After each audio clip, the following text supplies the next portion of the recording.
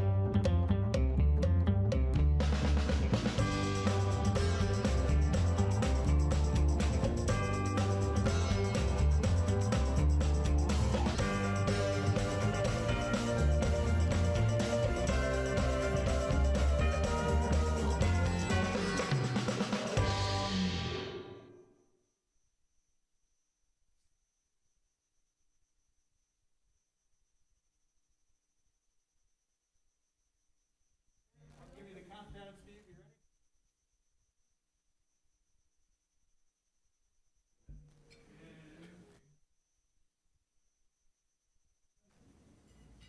Hello and welcome to the Columbus Metropolitan Club. I'm Steve Marks, Chair of the CMC's Board of Trustees and President of Hannah News Service here in Columbus.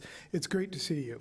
Let's welcome two new CMC members today who are not here, but Rose Martin and Kiana Mitchell of Experience Columbus. Welcome to the club. A quick word about membership. Individual and corporate memberships are critical to CMC. As you might imagine, the current situation has caused folks to be cautious. We need the patrons and fans of CMC to step up and support us. From now till August 31st, we are adding an extra 2 months bonus to your memberships, so now is the time. Please reach out. On August 26th and 27th, I'm proud to announce that CMC and Cardinal Health are presenting Conversation 2020 Black History 101 Mobile Museum, featuring founder and curator Dr. Khalid El Hakim here at the Boathouse. This is CMC's only fundraiser event of the year, and I can't think of a more timely or appropriate event. Details and registration are now online. You won't want to miss this. You can learn more about CMC, register for events, join CMC, renew your membership, or make a donation anytime at columbusmetroclub.org. We are live streamed today thanks to our live stream partners, WOSU Public Media, the Columbus Dispatch, WBNS 10 TV, and PNC. We'd also like to thank those of you who purchased a virtual seat for today's forum. We're very grateful for this support and are able to continue live streaming services in large part because of you. Thank you. Over the past several weeks, racism and its systemic bias is being acknowledged as never before. In our longstanding tradition, CMC is developing forums that provide community space to explore these issues in our continuing series, Racism, Where Do We Go From Here? Today's forum is Fighting Voter Suppression While Ensuring Fair Elections. History holds many lessons of voter suppression, the control of the vote in various ways by those in power. This is an issue of concern to this day. Local advocates and state leaders seek to make voting accessible and fair for all. What is ahead this year as Ohioans go to the polls? Let's welcome our experts. Ohio Secretary of State Frank LaRose. Executive Director of the League of Women Voters of Ohio, Jen Miller. Midwest Regional Representative and Ohio State President, A. Philip Randolph Institute, Andre Washington. And our host, journalist at Spectrum News 1, Curtis Jackson. Curtis, the stage is yours. Steve, thank you. For the record, I'm not an expert, but I do play one on TV. We do have a number of topics that we want to get to. We want to make sure we get to everything, so let's go ahead and get started right now. Voter suppression, its history. I doubt few will doubt that there has been a history of voter suppression in this country. But where are we with that, both in looking at it in retrospect and looking at things now? Jen, we'll start with you. Yeah, let's talk a little bit about the history. So clearly, the most severe form of suppression would be not having constitutional amendments that were guaranteeing the rights of people of color and women. And we are on some big milestones this year with the 100th anniversary of the 19th Amendment. And those are our most severe forms of suppression. But even after we passed amendments like the 15th that guaranteed the right for African American men to vote, we see very quickly that there's an effort to suppress the vote, especially in the South. So by 1877, the federal government removes protection at the polls for voters of African American descent, and the registration, then we get into grandfather clauses and literacy tests and poll taxes, and by 1940, only 3% of African Americans, men or women, are registered to vote in the South. And we see also at the same time that from 1870 to 1877, lots of black men are actually making it into office. And then we have no representatives in Congress until after we get to the Voting Rights Act in 1965. So I'm not going to talk too much about this, just one more thing to say. The 19th Amendment has the same impact, where, yes, it does protect women's right to vote, but we don't see Native American women getting that right till 1924. We don't see Puerto Rican women getting that right until 1935.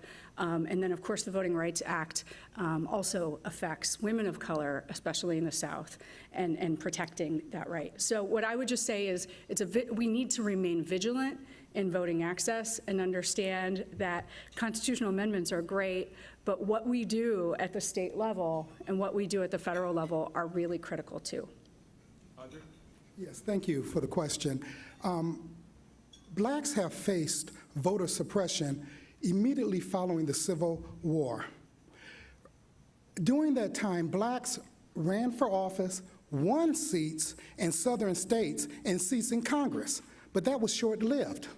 Then came the ugly era of Jim Crow and night riders, who terrorized our communities and made it impossible for blacks to run for office and difficult for them to vote.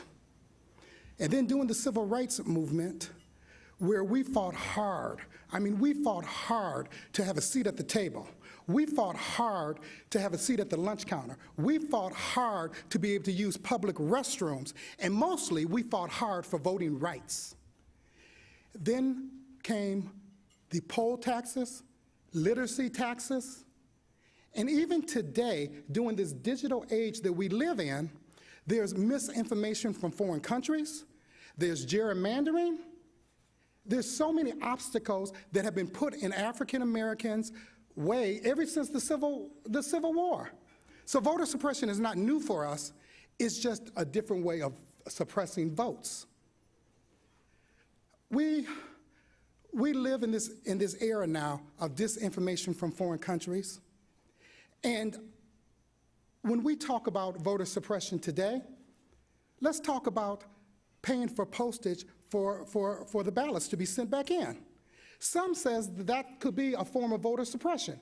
If I can't afford a stamp, then I can't exercise my right to vote. I was talking to one of my church members, a young man about 19 years old, and I said, don't forget to put that stamp on your envelope. He didn't know what a stamp was. So I picked up the phone, Jen, and I called my son, a little older than that, close to 30, and thank you, I know I don't look that old. And I said, are you planning on voting by mail? He said, yes.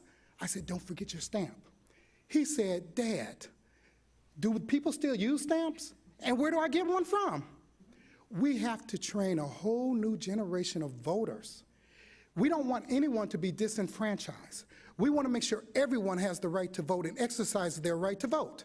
You know, during the Civil Rights Movement, there were poll taxes where people were asked how many bubbles are in a bar of soap, how many jelly beans are in that jar. And then today, during this digital age that we live in, this modern age that we live in, we're talking about paying postage. We need to have postage. We need multiple drop-off boxes. We need to make sure that people are not disenfranchised, they're not turned away, or they're not discouraged from voting. We need to make sure that voting is safe and secure for those that show up on Election Day, but we need to also make sure that if we have another primary where it's all vote by mail, that people can afford a stamp. Do you know you can't buy a single stamp? You have to buy a book of stamps. And then what do you do with it after that? I know what a stamp is, but I don't use stamps. I pay everything online. So with gerrymandering, with people forced to vote by mail, hopefully that won't happen, but if they are, and postage paid, and then educating a whole new group of folks so that they don't get disenfranchised and discouraged and they don't go another 10 years from voting, these are all things that we face in the African American community, and these are things that we've been facing since the Civil War. So voter suppression is not new for us, but like Fannie Lou Hamer, we're sick and tired of being sick and tired. Thank you. Andre, thank you. Mr. Secretary. Yeah, thanks, Andre, and thanks, Jen, for mentioning some of the challenges that we continue to face. The question that you asked, Curtis, was where are we now? And I think that it's important that we stop and ponder the aspect of history, that we're better than we've ever been, but that's not good enough, right? If you think about the long history of this country, the founding documents talked about creating a more perfect union, and we're proud of this 240-plus-year-old democracy of ours, but we know that we didn't do democracy right from the beginning. And that's why each generation has to work to make it more perfect, right? And that's exactly what generations of Americans have done. We celebrate the 100th anniversary this year of women's suffrage, and the League of Women Voters were key in that, Jen. And we talk about, just 55 years ago in this country, just over 55 years ago, where people were beaten with sticks and chased with dogs and knocked down with water hoses in places like Selma, Alabama, because they wanted to access the right to vote. We've come a long way, and we need to celebrate that. We need to be clear to Ohio voters and to voters around the country that it's easy to vote in this state, and you should take advantage of it. It's something that people have fought for. Don't choose to disenfranchise yourself by simply staying home and not participating in this important right that people have fought for. But there is work to be done. We have to continuously be vigilant to prevent voter suppression from occurring. It's rare, but it's ugly, and it should never be tolerated. Mr. Secretary, we'll stay with you. On the subject of voter fraud, as the country, much of it tries to move toward mail-in ballots because of the pandemic, but even prior to that, we have had issues in terms of voter purges and things like that. All of that being focused on this whole idea that fraud is a problem. Is fraud a problem? Is that a myth or reality? Fraud is exceedingly rare, and we have to work to keep it that way. I kind of put the voter suppression and voter fraud on the same plane when I discuss these. These are things that reasonable people should be able to agree. We won't tolerate voter fraud, and we won't tolerate voter suppression. The good news is that both of them are rare, and we need to work to keep them rare. That needs to be our goal, to work to keep them rare, and we've done that in Ohio. People know that they can trust the way that you vote in the state of Ohio. We, for 20 years, have been voting by mail in Ohio. It's nothing new. It's something that Ohioans know that they can take advantage of. In fact, in even just a routine election, 20 to 25% of ballots come in by mail. We're going to see a much higher number this year, and that's a good thing. We want Ohioans to take advantage of voting by mail. We want Ohioans to take advantage of the 4 weeks of early voting we have, which, by the way, makes us clearly top 10 in the country with those 4 weeks of early voting that we have. And then, of course, Election Day in-person voting is going to be an option that's made available, and it's going to be made available in a way that is safe and healthy and accessible as well. Those are things that we work on every day, and that's what we do. And it's important that we speak truth about elections so that people know voter fraud is rare. I believe voter suppression is rare, but let's keep them that way. Jen? Yeah, I was just going to say the League has been a part of many reforms, advocating for many reforms to protect our election integrity. Election security and accuracy are so critical to us. For example, the fact that Republicans and Democrats, you have to have one of each to manage ballots, to move equipment, to count ballots, to do audits. Those are all things that the League helped support. I do get concerned that when we are trying to improve our election here in Ohio, the idea of voter fraud becomes the reason why we can't do it. And that is a problem, I think, because voter fraud is exceedingly rare, but this fear of it is getting in the way of improving access for way too many Ohioans. And I think drop boxes, automatic voter registration, every time we go down to the State House, it feels, to try to get, and by that I mean the General Assembly, and we try to get reforms and improvements because democracy has to change, just like all of us are changing and technology is changing. As we try to do that, what we see or what we hear is that wouldn't that cause fraud? And it's just really a tragedy, in my opinion, because we have so few examples of fraud. They're generally caught in Ohio. And again, Secretary LaRose, Republican, right? The secretary before him, a Republican, says the same thing. The secretary before Houston, Jennifer Brunner, says the same thing. So Republicans and Democrats who understand voting in Ohio are clear that voter fraud is not a major problem. I'm not sure we all necessarily agree on the access piece, so I'm looking forward to talking about that. Andre, do you believe that this idea of voter fraud is interfering with access? Well, voter fraud, I believe, is very rare. But I do want to comment that voter suppression is just as live as it was yesterday, 20 or 30 years ago. It's just a different way of doing it. Now, are they asking me when I go to the polls how many bubbles are in a bar of soap? No. But voter suppression is still there in our community.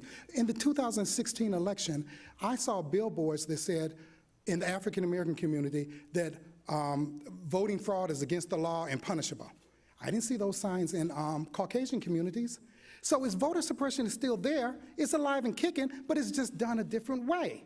You know, like Reverend Al Sharpton said, Jim Crow is still here, it's now James Crow Esquire. So don't get it twisted, folks. Voter suppression is still here and it's alive and kicking, and we need to defeat it. We need to make sure that everybody has access to the ballot box. We should not have obstacles in their way. My sister Jen and LaRose, we all talked about multiple drop-off boxes, and I'm going to say it probably 2 or 3 more times before we leave here, but it needs to be accessible for folks. If I live in Franklin County on one of the 4 corners, why do I have to get in my car and drive all the way down to 1700 Morris Road to drop my ballot off because I don't want to put it in the mail?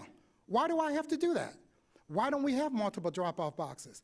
If my son wants to exercise his right to vote, why should he have to put a stamp on it? If I show up on election day, I don't have to purchase a stamp. But because of the virus the coronavirus right now, there are people that don't feel safe in doing that. They want to vote by mail.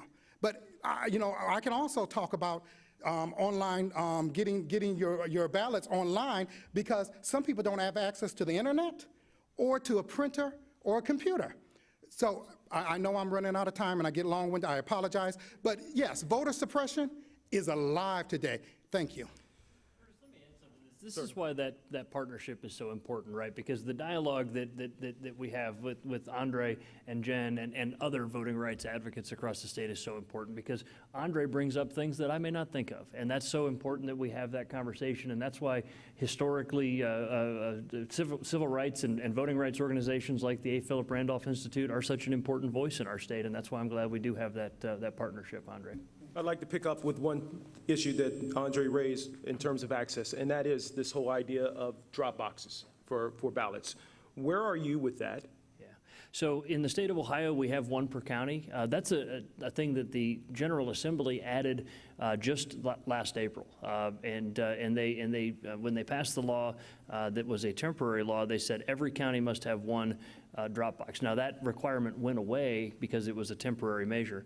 What I've done, and I actually issued this directive today, I directed all 88 boards of elections that they will have a secure drop box available outside of the Board of Elections starting September 1st if they don't already have it. That way people have that additional option for dropping off a ballot or dropping off an absentee ballot request form. The question of whether we allow additional drop boxes to exist is one that I asked the Attorney General to weigh in on. I didn't get that decision back from him, and so I decided to move forward on this, because what I didn't want to do is subject a bunch of boards of elections to a bunch of costly litigation on this.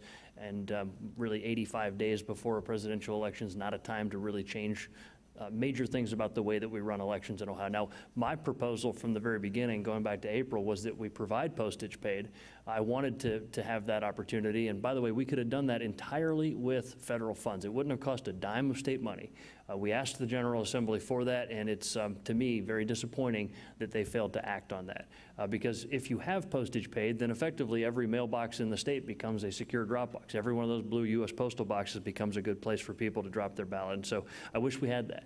But again, the law does not allow us to do that, and the General Assembly failed to act on that request. Back to the issue of the Attorney General not responding to your request. What are your plans to deal with that?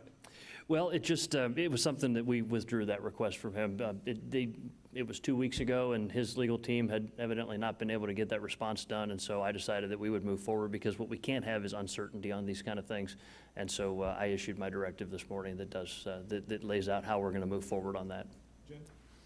So this is a place where Andre and I disagree with the Secretary, and there's a lot of times we agree. But the way we read the law, there is the authority there to have multiple drop boxes per county.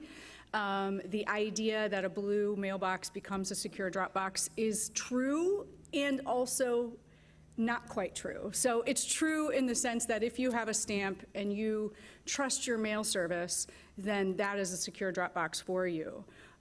If you don't have a stamp, if you have historically had challenges with the mail, which I personally have, not that I'm trying to beat up on the Postal Service, very, very, very critical federal agency, and that we need to keep and protect and fund. But if you do have had problems, and we had a lot of folks during the primary have problems getting their ballot in time, getting their ballot postmarked, then I just don't think we see the trust we need. So our goal at the League is to encourage as many people as possible to vote by mail, so that if we have more COVID-19 concerns, that as many people as possible are actually staying out of lines on voting day, on election day.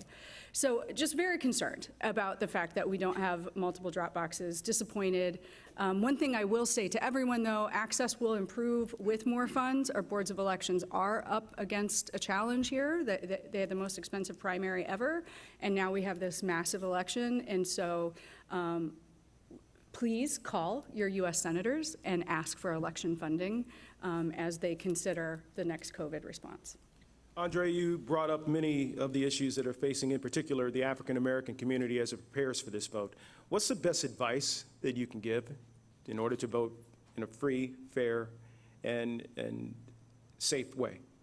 Can I respond to this first, if you don't mind? Because I'm a little upset, personally, hearing that the request was withdrawn. But before I do that, because I'm gonna beat up on the Secretary in just 1 second, but I do want to thank the Secretary. So my grandmother always said, give the good with the bad, okay? I was in the State House when he fought hard and argued with the controlling board to pay postage. So I thank you for that, Secretary. But not charging forward with multiple drop-off box, to me, is just unacceptable.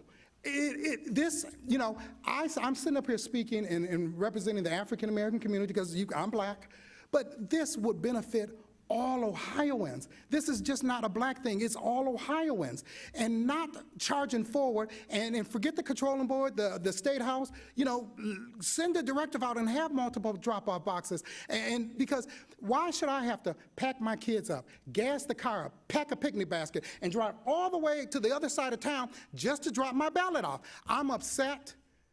I'm just now hearing this. I'm upset. I'm truly upset because now people are going to be disenfranchised about the election process, because people are still trying to get over this primary where we were forced to vote by mail. So we have to massage people, get them back confident in the voting process, because remember, we were told 12 hours before the election that we're going to be voting by mail. And then there was another 2 or 3 week argument on when the election day was going to be. So we still have to win over people and let them know that it's safe and secure to vote, that your vote will count, that you will be able to show up on Election Day, that we should be able to vote by mail and it will be counted. But let me get to your question. I'm sorry. Well, I want to give the Secretary an opportunity to respond. Okay.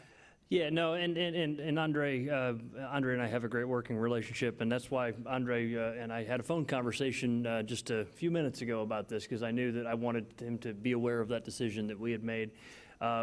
Listen, it's not me predicting that there would be litigation on this. We see this just in the neighboring state. Pennsylvania decided that they were going to add additional drop boxes, and they're now tied up in a bunch of litigation. And so, Georgia as well has several drop boxes as well. oh, many states do. No, many states do. And I love the idea of adding additional drop boxes. Let me be clear about that. And Andre, we've talked about this. And I think, but it has to be done by the legislature. I think that it would be great if we had multiple drop boxes in every county in Ohio.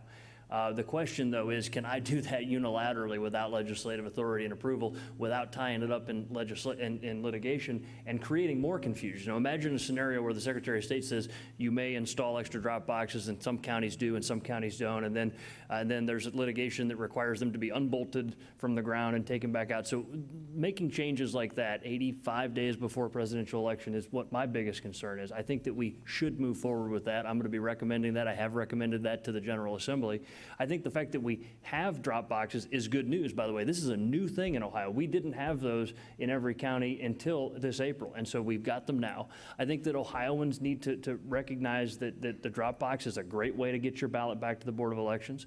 The mail is also a great way to get your ballot back to the Board of Elections. By the way, in Ohio, you can track your ballot when you vote by mail. You can go to voteohio.gov/track, and you can find out when your ballot has been received by the Board of Elections so that you know that your voice is going to be heard. There are a lot of good choices for Ohioans. Drop boxes is just one of them. But it would be a nice convenience to add. I just don't want to subject our boards of elections to a bunch of litigation on this. Andre, you want to pick up with where the best possible way to get this election done in the safest and easiest way possible? Yes. To all of your listeners out there, the safest, secure place to vote is from your kitchen table. Request your absentee ballot. Like my sister Jen Miller said, it will reduce the lines and early voting in on Election Day. So that is the safest place to vote. And folks, I have some family members. I'm going to speak from experience. They get their absentee ballot. It's got to sit on the table 2 or 3 days before they open it. Then they got to open it up. Then they call Janie, Big Ma, and Sally and all them to talk to them about what's on it. And then they fill it out.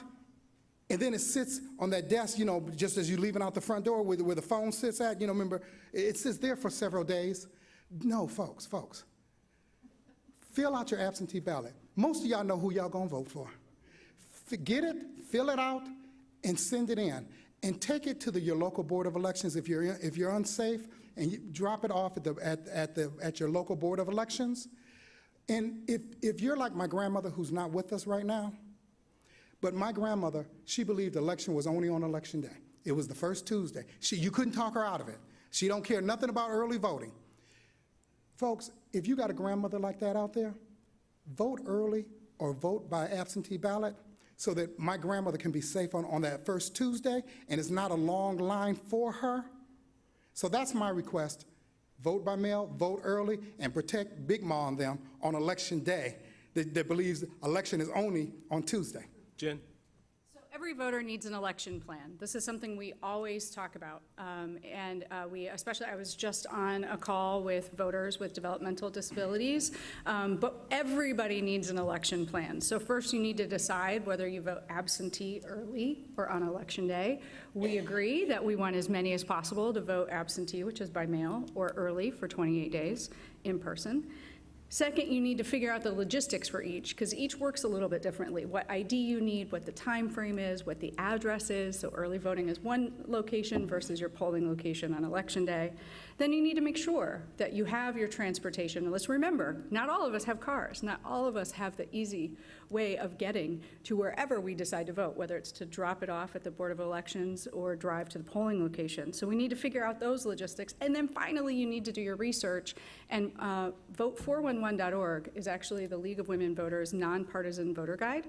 And I encourage you to check that out. You can compare candidates. You can see both sides of the issues. One thing that a lot of folks don't know is that we can't edit any responses whatsoever on vote411.org. So when the secretary was running for office, he had to answer his campaign had to answer the questions himself, right? We sent the login information, he answered them. If he didn't do it, but if he called me and said, Jen, there's a typo, I need you to fix that, I wouldn't be able to do that. He would have to log back in. Why? Because we just want to be the conduit between the voter and the candidate, the voter and the issue campaign. And so those are your 4 pieces. Decide how. We have 3 different ways. Get the logistics clear on each of those ways. Figure out your transportation. Make sure you have your ID. Do your research at vote411.org. We're going to have questions from our audience in just a few minutes, but first, we want to hope that we have some live audience questions as well, and we will have some from our live stream audience as well as from them too. But, Mr. Secretary, I want to pick up with what we're talking about in terms of the best advice, given the situation that we're all in, unprecedented as it may be. Yeah. I like Jen's strategy about having a voting plan, and again, it's important that people not procrastinate. The message that I have right now is get registered to vote. Sign up to be a poll worker is the other message, because we need 35,000 Ohioans to work the polls on Election Day, and I hope we get a chance to talk about that a little bit. Sign up to be a poll worker, but get registered to vote. And be an evangelist for voting. If you yourself are registered already, then talk to a young person in your life who may have turned 18 this year, or somebody that may have moved, and help them get registered. I have a 21-year-old little brother, and at his 18th birthday, I stood there and made him fill out his voter registration form. And so now he could do it online, thankfully, because of the work that my colleagues up here did and that we did in the General Assembly. You can register to vote online, and so that's important. When you get your absentee ballot, you should send it in right away, as Jen said, and as Andre was saying, don't wait, especially as we are anticipating, and this is great news, that the boards of elections are going to see a higher volume of vote-by-mail ballots than they've ever seen in our state's history, and that's a good thing. Hopefully that forms a good new habit for people learning of this secure way to vote. But don't wait. We're talking about flatten the curve as it relates to the virus. We need to flatten the curve for our boards of elections as well. Imagine if everybody waits until October, late October, to request their absentee ballot. Imagine if everybody waits until the last week of October to send in their absentee ballot. The boards of elections are going to be absolutely swamped by that. And so we need to make sure that people are requesting their absentee ballots early and that they're mailing them in early. That's the best thing that you can do. And of course, early voting is another great option. If you want that in-person Election Day experience, you can get it for 4 weeks, including evening and weekend hours. We're one of only 5 states in the nation that has Sunday afternoon early voting. We're one of only 20 states that has Saturday afternoon, Saturday all-day early voting, evening hours. So there's a lot of good choices, and if you wait all the way until November 3rd, then we'll have that available for you too at a convenient neighborhood location, probably right along the bus route, probably pretty close to home. And so there's 3 good choices for Ohioans. Just pick which one works for you. They're all good, and make sure to carry that plan out. You mentioned a higher volume of vote by mail than we've ever seen before. Yeah. Are you concerned with some of the rhetoric coming out of the White House as it relates to vote by mail and its integrity? Yeah, absolutely, and I've spoken out about this. Thankfully, we in Ohio have a situation where the concerns that the president has raised and others have raised aren't valid here, and I've said that very clearly.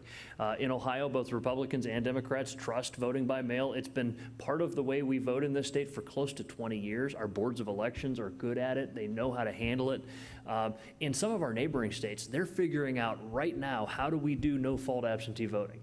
They're figuring out how do they go from the 2 or 3%. I was just talking to my friend, the West Virginia Secretary of State. They historically only have 2 or 3% vote by mail because you have to have an excuse there to vote by mail. So there at the boards of elections, it's a manual process. Cut open the envelope. They handle it by hand because they only get a few dozen.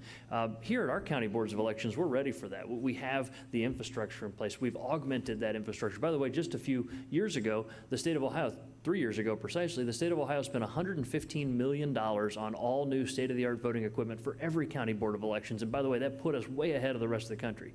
Just over the last few months, as we've gotten millions of federal dollars in to help support voting, I have pushed 90%, over 90% of that out the door because I don't believe in hoarding resources here at the state capitol. We need to push it out to the county boards of elections. So the counties have been directed to use that money to invest not only in personal protective equipment, some of the stuff for election day voting, but in the things that they need to augment their election, their vote by mail process as well.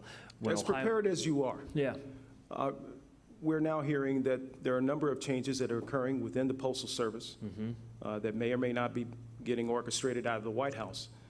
Does that threaten the infrastructure that you already have in place? Tell you, as Jen was saying, the U.S. Postal Service is an important part of our government. It's an important part of our process. I think we need to emphasize the service part of U.S. Postal Service. We had a member of the U.S. Postal Service executive team on a call that we did. We do these weekly calls called the Ready for November Task Force, and they're streamed online if you're ever interested, with boards of elections and elections officials and advocates and experts. We brought this person in from the U.S. Postal Service and asked him those tough questions. The delays that we're seeing from the U.S. Postal Service are not acceptable. That is really the one thing that's outside of our control, is what the U.S. Postal Service does. We have requested that they, and by the way, also speaking as a National Association of Secretaries of State, we have requested that they make some important changes. I've told them very clearly that I don't think that cutting back overtime, for example, is a wise decision in the midst of the pandemic that we're facing. We've asked them to execute what they call an all-clear procedure, where they go through their sort facility and look for that elections-related mail. But there's also things that we're doing to be better postal customers. We've redesigned our absentee ballot envelope to make sure that it's optimized for moving as quickly as it can through that process. And again, voters should not wait to the last minute, and they should go online and track their ballot. And the other good thing that we have in Ohio is that as long as your ballot is postmarked by Monday, November 2nd, and as long as it's received within 10 days at the Board of Elections, it's going to count. In some states, it has to be received by Election Day. That's wild. I cannot believe that. But in Ohio, we allow for that time. Just don't try your luck. Don't wait till the very end to send in your ballot. Andre, is the disruption in the Postal Service a form of voter suppression, in your opinion? I'm just going to say absolutely, because if I say anything else, I may lose my religion today because I may not be kind. So yes, absolutely. Jen? I think we've covered that. I was hoping I could circle to poll workers for a second. Poll workers can make all the difference. If you're worried about election security, you're worried about a voter suppression or intimidation, poll workers are the backbone of our election system when you vote in person. They are the folks who are interacting directly with voters. And I can give you examples of where intimidation can happen. But also the flip of that is if you're the poll worker, then you can change how that goes. So an example is someone goes in with Down syndrome, and a poll worker might question whether their ability or right to vote, when actually it's the court that would decide that. Someone comes in with a language barrier, and a poll worker, and we hear these, not that I'm beating up on poll workers, because we love them and need them, but we hear of a poll worker question whether that individual is a citizen, even though they checked in and had the right documentation. And even my own staff person, the first time, she's a naturalized citizen, the first time she went to vote, she unfortunately dropped her ID while she was getting on the bus, didn't realize it until she got off the bus at her polling location, and she was, and this was here in Columbus, was told, well, I don't know where you're from, but here we have to have an ID. Those are not the systematic issues. 99.9% of poll workers are absolutely incredible and wonderful and treat every voter with dignity. But one thing you can do is make sure that you're one of those poll workers, that you're making sure that everything is working as well as possible for every voter. And if you've thought about it in the past and never done it, we need you to this year, because 35,000 poll workers is what we need, and that's just on Election Day. We also need them for early voting, and so many of our poll workers are of older age. We estimate about 43% of our poll workers probably have some sort of concern about COVID-19. So please make sure you do that.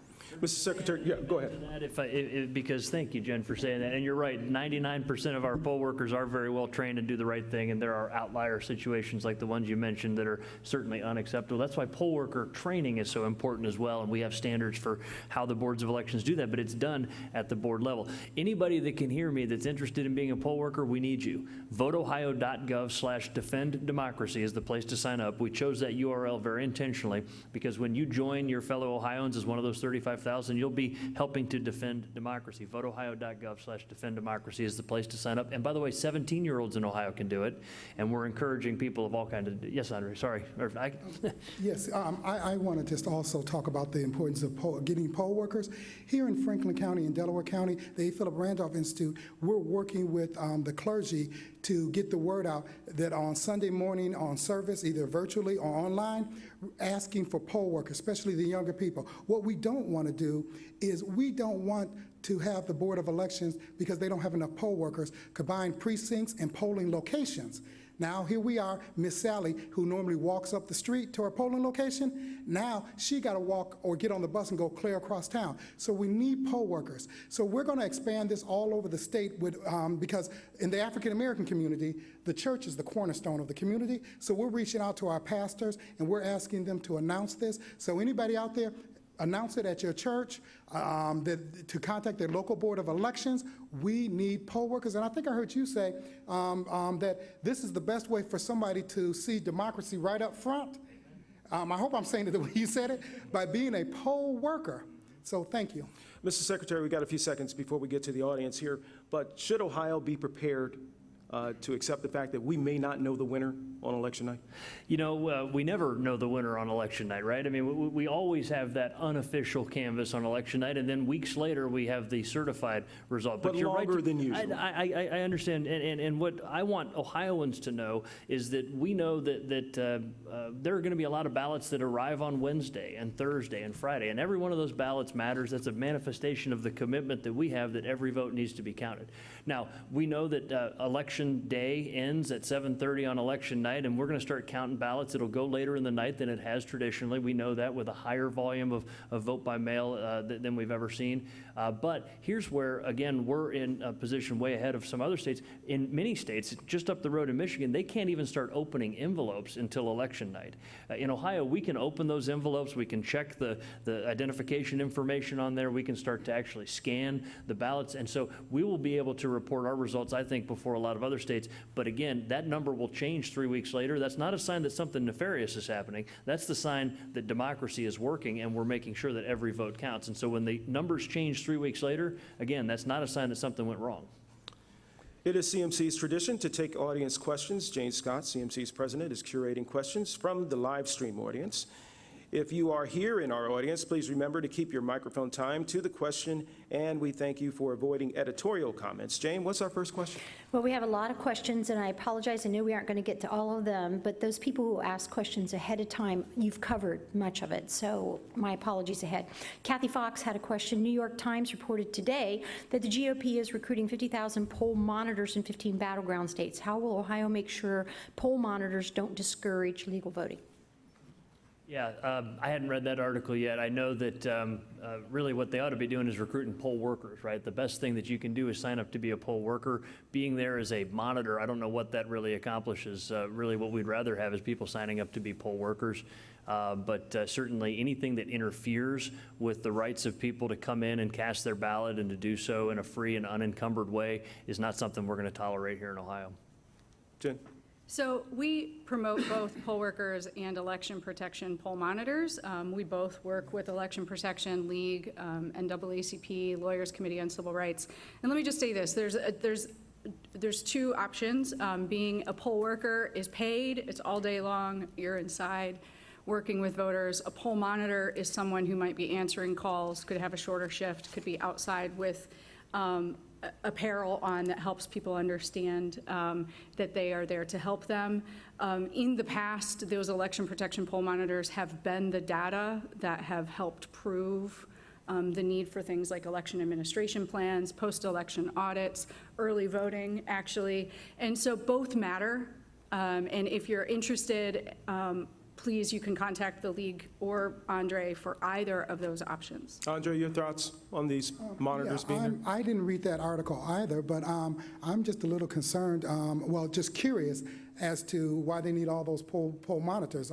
Like Jen said, we do poll monitors to make sure that people aren't disenfranchised, make sure that people are not discouraged, and that their rights aren't violated.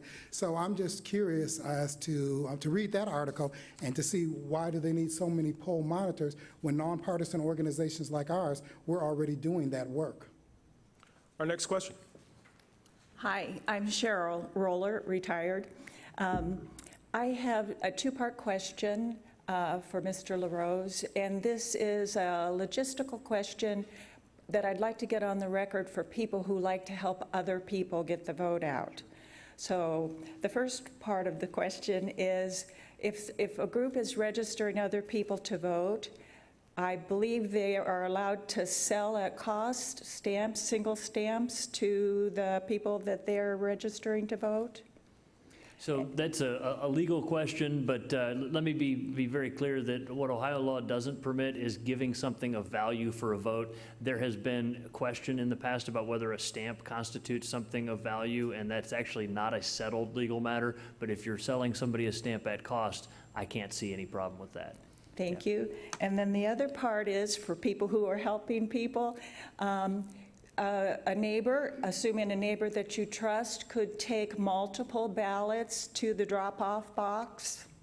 Is that correct? Not in Ohio. So in Ohio, the only person that can return your ballot to the Board of Elections or the drop-off box would be yourself or a family member. And a family member is defined pretty broadly. It includes, mom and dad and brothers and sisters and aunts and uncles. It's a pretty broadly defined definition, but it's you and your family member that can return your ballot to the Board of Elections for you. And by the way, this actual thing that you're talking about has led to problems in other states where people with bad intentions have gone around saying, hey, I'll deliver your ballot, and then they throw out the ones they don't want to take back. And so obviously that kind of thing is what we wouldn't ever want to see happen in Ohio. Okay, Yeah. so a family member can take your ballot to the Correct. drop-off box? Correct, yes. Thank you. Yeah, thank you. Our next question, Jane? Yes, this is from Janae Miller. What is being done about voter fraud, such as voters' names being erased from voter rolls of any reason? I think it's more of a general question about purging, which we really haven't talked about yet. Jen, I'll talk about it, and then if you want to add something, does that work? Yeah. So in Ohio, we have a process that has been required for a long time. Both Republican and Democratic secretaries of state have carried it out. It's been upheld by the U.S. Supreme Court. It doesn't mean it's perfect by a long shot. I am duty-bound by my oath of office to carry out the law. And what that says is if you go 6 years without voting, if you don't have any activity with the Board of Elections, if you don't go into a BMV location, sign a petition, answer the multiple letters that we send, then the state law assumes that that person is deceased or moved out of state or whatever else, and they have to be removed from the voter rolls. That's been what's been required in Ohio for a long time. We found a creative way to do this better to make sure that we're not accidentally losing people off the rolls. We work really hard to get people registered to vote, so we want to keep them there. But at the same time, we don't want our rolls to be full of deceased voters or those that have moved out of state or duplicates or data entry errors that have been made by a board or whatever else. And so what we've done is started publishing that list ahead of time. See, in the old days, both Republicans and Democratic secretaries of state would just say to the boards of elections, on a certain date, hit delete, and delete all of those inactive voters from the rolls. We decided, hey, we can do this a little differently, and 4 months in advance, we can put that list together, we can publish it, we can share it with great community organizations like the League and the A. Philip Randolph Institute and many others, and we can find people. And by the way, we have, because of an agreement that Andre's organization and us were able to reach, we have what's called the A. Philip Randolph exception, where nobody who is removed from the rolls will be denied the ability to vote as a result of that. If they show up to vote and they had been removed from the rolls, they will still get the opportunity to vote. And so, we can modernize this. I'd like to see a more automated form of voter registration and keep more people on the rolls that way. But then again, that's something that we need to do through the state legislature. Jen? Yeah, so let's be clear. So what we're saying is if someone doesn't vote for 6 years, we are assuming that they are dead or that they've moved out of state and removing them. Now, and yes, they get something in the mail, but they still have, it's several years before they would actually be removed from the voter rolls. And so one thing I'd like to commend the secretary on is multiple communications, which is not required by law. And I do think multiple communications is helpful. Those letters still don't make a lot of sense. So if, Cheryl, you haven't voted in 6 years, you didn't like the last presidential candidate, so you just sat it out, and you get a letter in the mail that says, hey, Cheryl, do you still live here? Let us know, or we're going to remove you. I think you think, yeah, I still live here. I'm reading this. So I don't think the process makes sense. We think there are far better ways to improve accuracy, like automatic voter registration or same-day registration. The other piece of transparency that we do appreciate is making these lists available in advance, because for the entire history of these purges, we have actually been saying we thought people were wrongfully being removed. And in this last September, when we got the list for the first time, because the secretary made it transparent and made it available, we found, in fact, that counties had made some massive mistakes and had put people into the list to be removed that statutorily should not have been there. They could have voted even just 3 months earlier. So I think we hope that the transparency will continue, but ultimately we hope that the purge process ends entirely and we go to better forms of list maintenance. We have one more question from the audience. Hi, I'm Dara Pizzuti. I'm with the Matriots. And you have all talked a little bit about getting people confident in the voting process and how important that is. And Curtis sort of stole my thunder a little bit, but I'm going to take it one step further.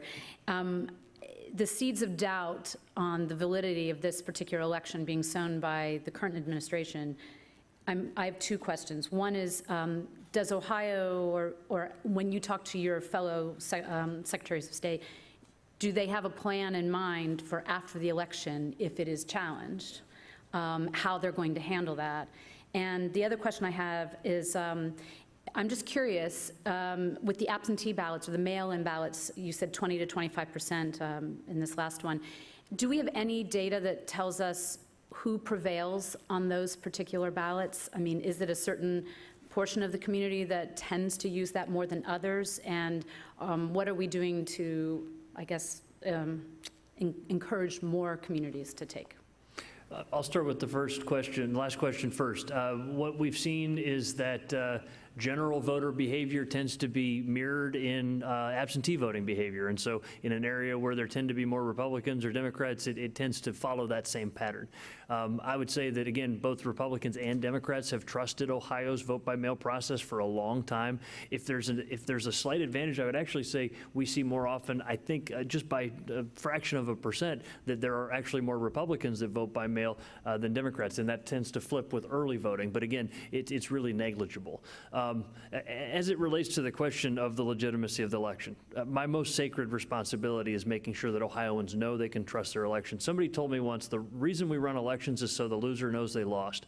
It sounds negative, but if you think about it, the ideal of American democracy, that peaceful transfer of power, is when the candidate who loses gets that call, or the candidate on election night calls their opponent and congratulates her on her victory and what have you. That's how it should work. Everything about democracy that I know is that the only power that elected officials have comes from the legitimacy that they get from the consent of the governed. And the consent of the governed is established through a free and fair election. That's why, for example, as the chief elections officer for the state of Ohio, even though I'm a member of the Republican Party, I've committed that I'm not endorsing any candidates. I'm not showing up at any rallies. I just don't believe that that kind of political engagement on my part is responsible.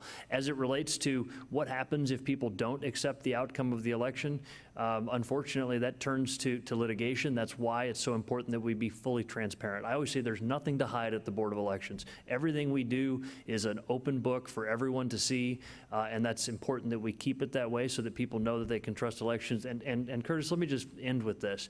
We, as centers of influence, the fact that you're engaged in this conversation, watching this on television, you're somebody that others turn to for information because you're an informed voter. We need to stop telling people elections are all messed up because they're going to believe us, right? Elections are pretty good. We've come a long way. And in the state of Ohio and around the country, elections do have consequences and they are run fairly and people should participate. Where there are problems, we need to fix them, but let's stop telling people that our elections are a mess because they're not. They're actually well run, better than anywhere else on the earth as far as I'm concerned. So. Jay? Ron Geisinger asks the question, what will be done to protect poll workers from COVID? If prospective poll workers feel safe, they are more likely to sign up. I just put out a 48-point health guidance for the boards of elections. It includes requirements like all the poll workers are going to be wearing masks. It includes requirements for social distancing, sanitizing of the voting machines. That extends, by the way, to the early voting locations. It's very clear, concise guidance for the boards of elections that was done in coordination with the Centers for Disease Control and the Ohio Department of Health, as well as the Association of Elections Officials. You can view that on our website, voteohio.gov. But what it lays out is a very clear set of standards for how we're going to run our polling locations. And by the way, it takes a cue from what we've seen, the creativity from Ohio's private sector businesses, like here at the Boathouse. Look at all the things that they did to make it a safe experience for us today, and that's the kind of thing that we're going to be following at the polling locations as well. Jen? Just going to say, some people might be asking why we still have COVID in Ohio. Why would we close the polls in the primary and have them open in the fall? And the bottom line is, let's keep in mind the timeline. We had a week before Election Day when we knew that our first confirmed case of COVID was here. At that time, there was a run on supplies. All of these processes would need to change. Poll workers would need to be retrained. There wasn't enough supplies to do this safely. And the league, while we did not like all the confusion, and we certainly regretted the short time frame voters had to, and boards of elections for that matter, to vote by mail, that 4 weeks just wasn't enough. We agreed with that decision. But we also firmly agree with keeping the polls open in the fall, and we think with more time it can be safe. But if you are really interested in protecting poll workers or folks like Andre's sweet grandmother, who I love hearing stories about, then vote early or vote absentee. We got a few seconds, Andre. We'll give you the last I word. just want to tell everyone that I was with the Secretary of State several weeks ago when he did a press conference in Cuyahoga County Board of Elections, and I drove up there just so that I can see for myself how secure voting will be and how safe it will be, not just for the people coming in to vote, but for our poll workers. And I'm telling you now, voting in person is going to be safe and secure for workers and for the people that come in to vote. I saw it with my eyes. I had to see it before I promoted poll workers, and I saw it, and I'm comfortable. And I'm trying to push as many people as I can to be poll workers. Thank you to our panelists. Let's turn things back over to Steve.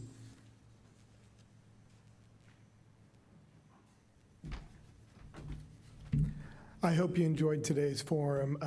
Found it very entertaining and enlightening. It's great to see people who are standing up for our right to vote, trying to make sure that we have access to the ballot box, because it is probably what separates us from most civilized countries in this world. So remember, if you like CMC, you can join right now at columbusmetroclub.org and receive 2 months bonus membership.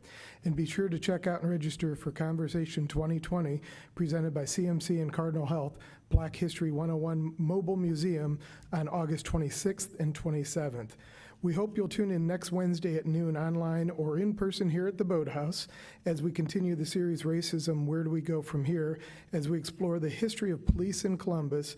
Don't miss this conversation. Thanks to our live stream partners, WOSU Public Media, PNC, the Columbus Dispatch, and WBNS. To our online virtual seat patrons, thank you. And a special thanks to our speakers, the Honorable Frank LaRose, Jen Miller, Andre Washington, and Curtis Jackson. We hope to see you again soon, but until then, be well and stay safe.